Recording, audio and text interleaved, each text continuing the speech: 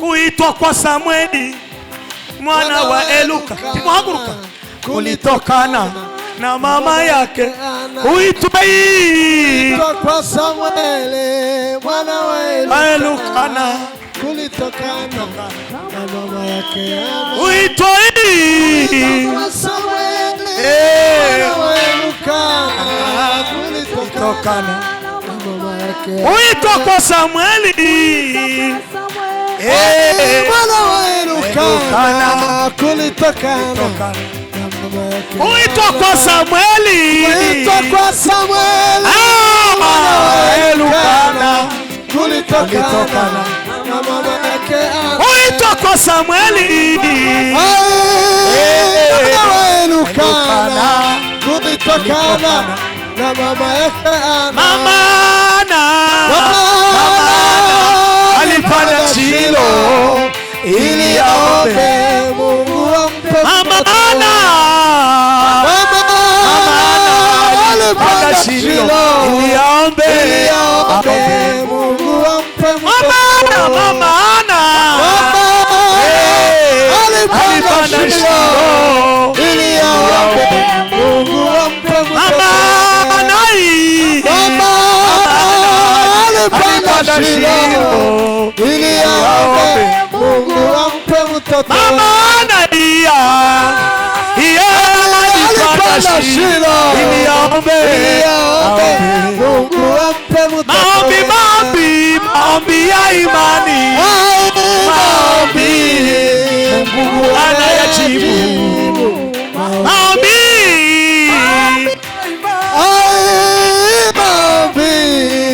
Mungu anajibu. Maombi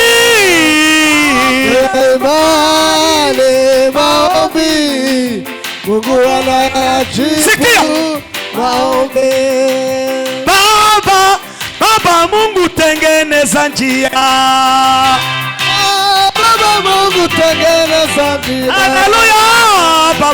Baba Mungu tengeneza njia. Baba Mungu tengeneza njia. Haleluya. Baba Mungu tengeneza njia. Baba Mungu tengeneza. Haleluya. Baba tengeneza njia. Kinga Baba Mungu tengeneza njia. Haleluya. Baba tengeneza njia. Baba Mungu tengeneza. Haleluya. Baba tengeneza njia. Baba Mungu tengeneza njia. Tengeneza njia. Tengeneza njia. Tengeneza njia. Baba Mungu tengeneza njia. Tengeneza njia. Baba tengeneza njia. Baba Mungu tengeneza njia. Haleluya. Baba tengeneza njia. Baba Mungu tengeneza njia.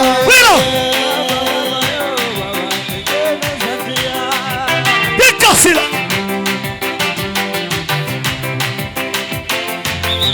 Yesha.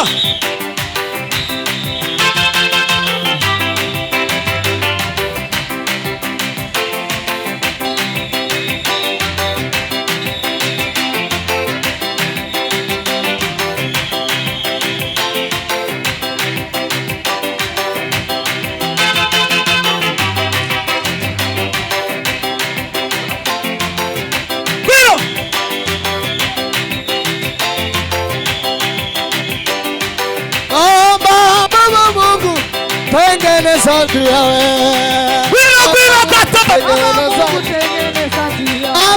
Baba Mungu tengeneza njia Baba Mungu Yawe Ai Baba Mungu tengeneza njia Baba Kuganda tunakeleza kusishu Mana kwa kitagas Baba Mungu tengeneza njia Baba Mungu tengeneza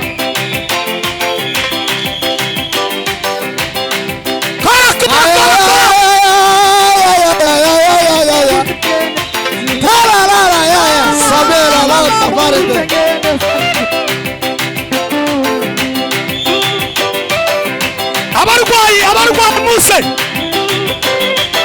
abafite ibyifuzo, abarwayi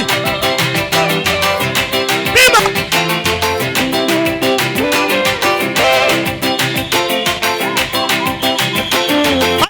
mahitaji, abarwayi ni muze. Pima kandolande kaila osibala paride kaila raya parida karida bo. Abafite ibibazo ni muze. Sawa sawa.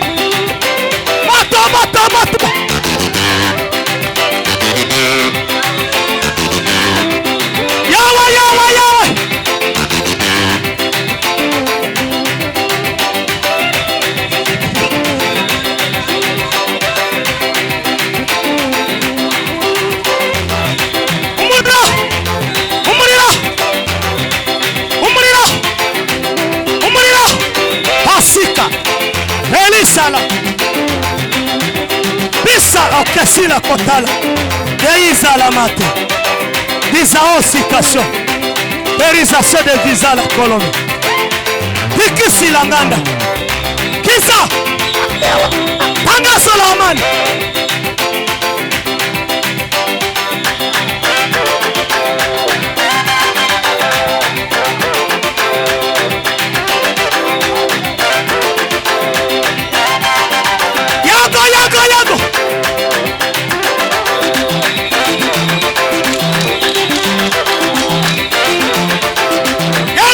Yago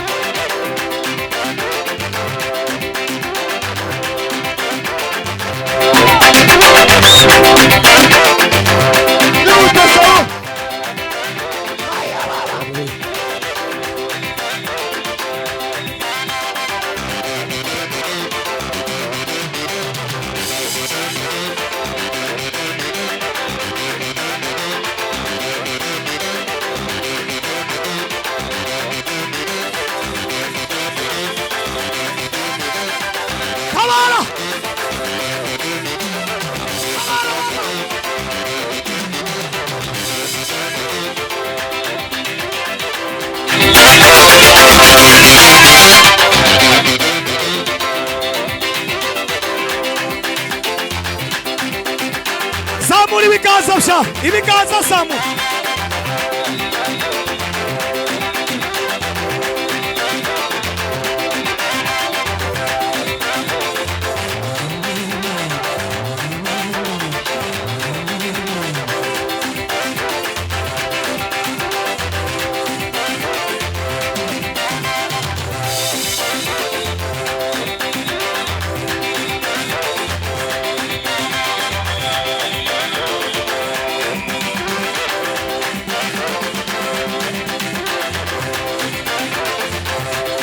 Sawa, sawa, sawa.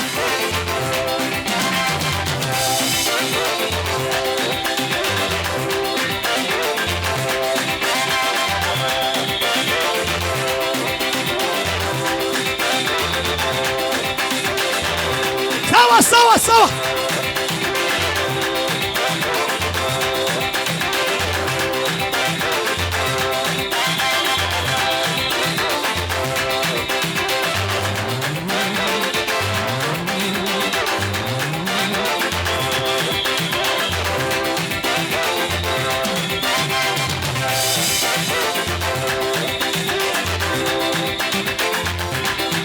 Yawa.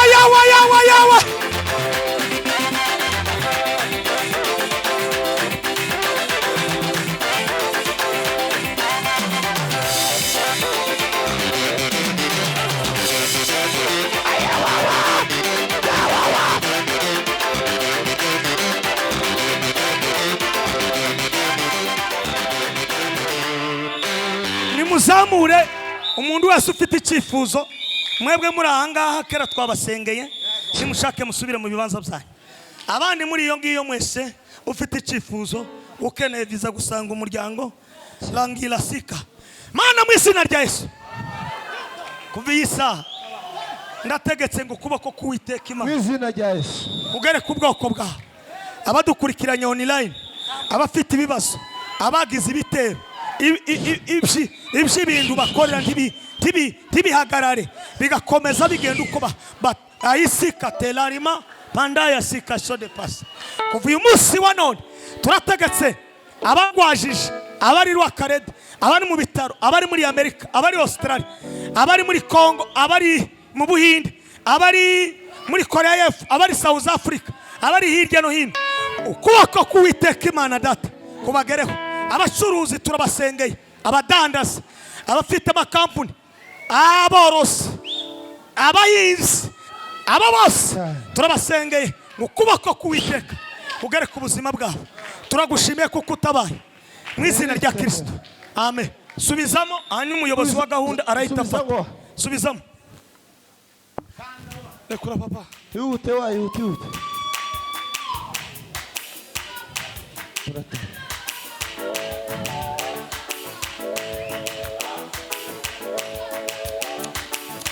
Yes. Yute papa.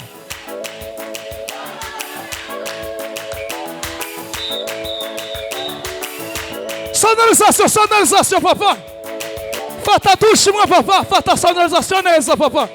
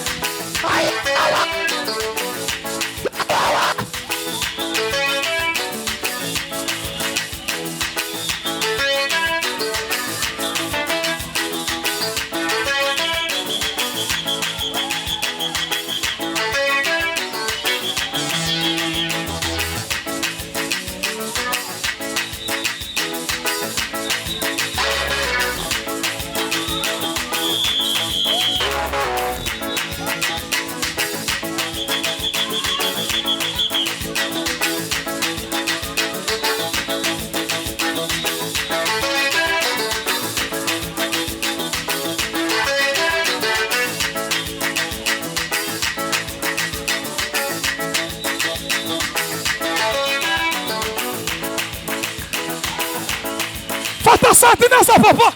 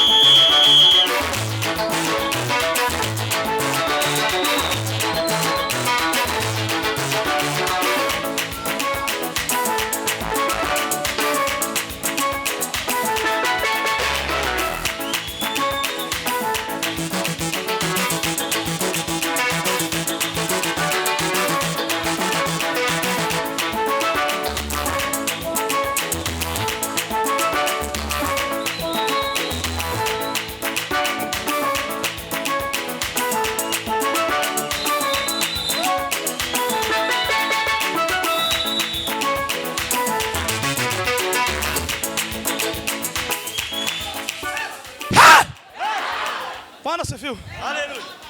Sema haleluya. Haleluya. Bwana sifiwe. Haleluya. Mwigirana gutya, mwigirana. Mwigirana mbereke. Mwigirana gutya mwe kingwe kumucuranza. Papa. Papa. Asajya ni Fisto. Fisto. Navuze ko atameze neza. Fisto angalia hapa. Sia ni Abayumbe. John je president Abayumbe. Kurumva papa? Reka kujiriya sento irako kwiturukina. Turuka sento hano hagati na ureke kujana.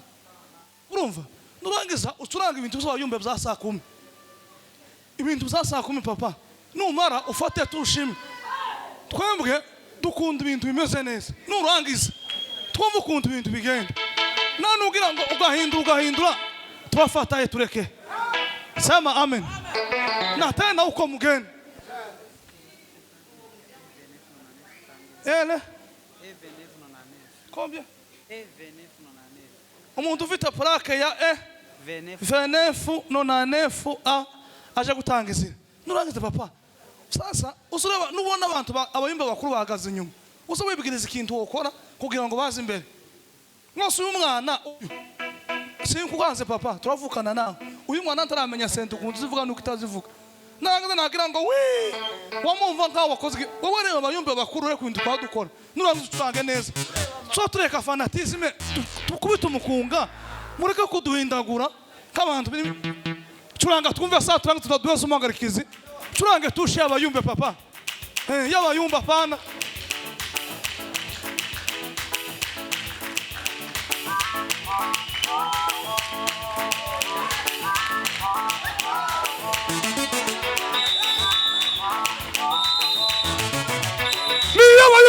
y'abayumba pana uko nyine nuko papa apana gusanga ukora ibintu nuko nyine y'abayumba usureba abayumba hano kuri la tete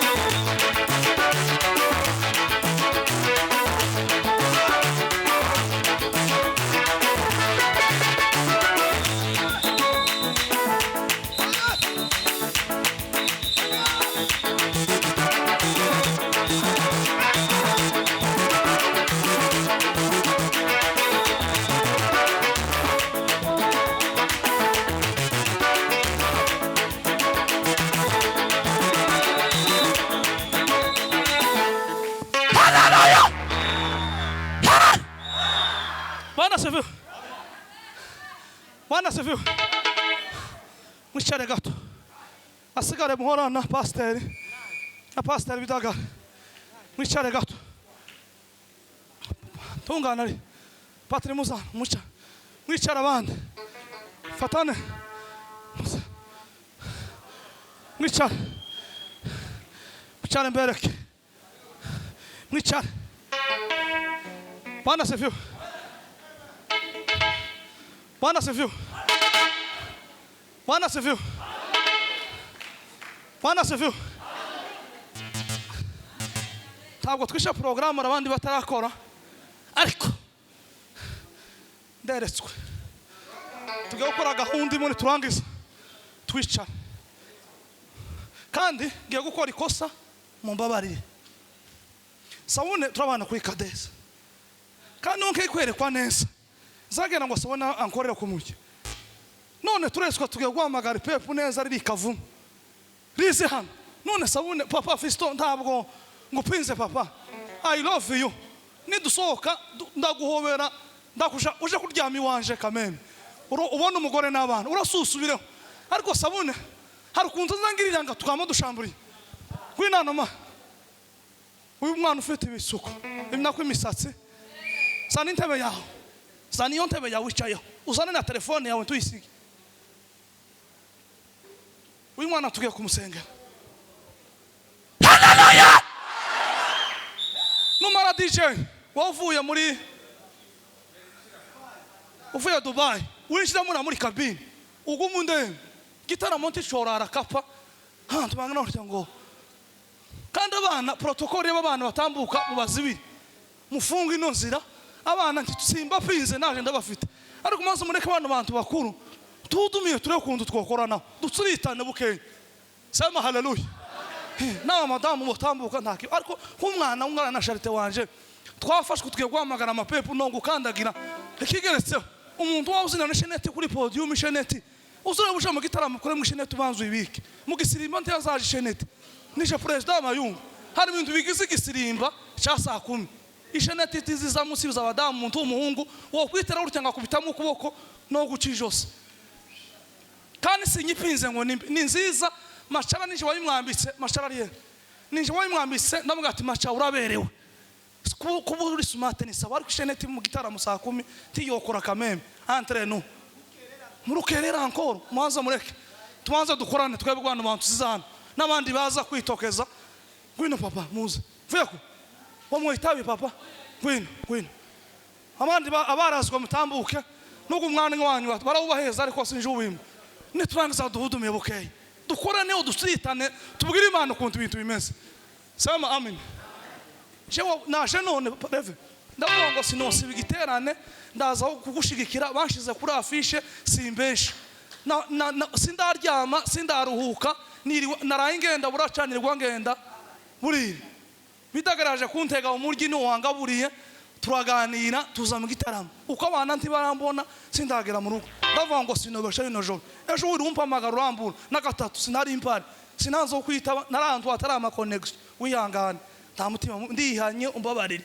Urabizi ko dukundana n'umugabo tugira mu bahindano natwe twatujana imbere tukaja n'ubukombe bwacu.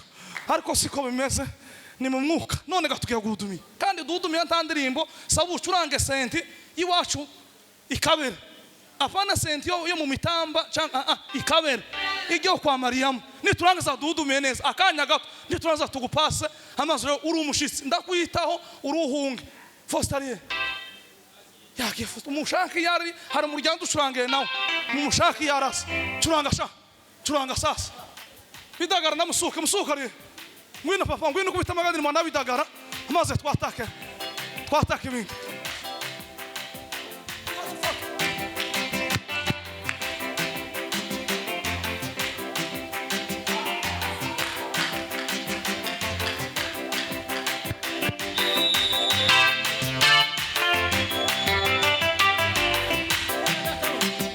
Usalabani makosi Yesu haleluya. Eloi lama sabakitani. Baba yangu kwa nini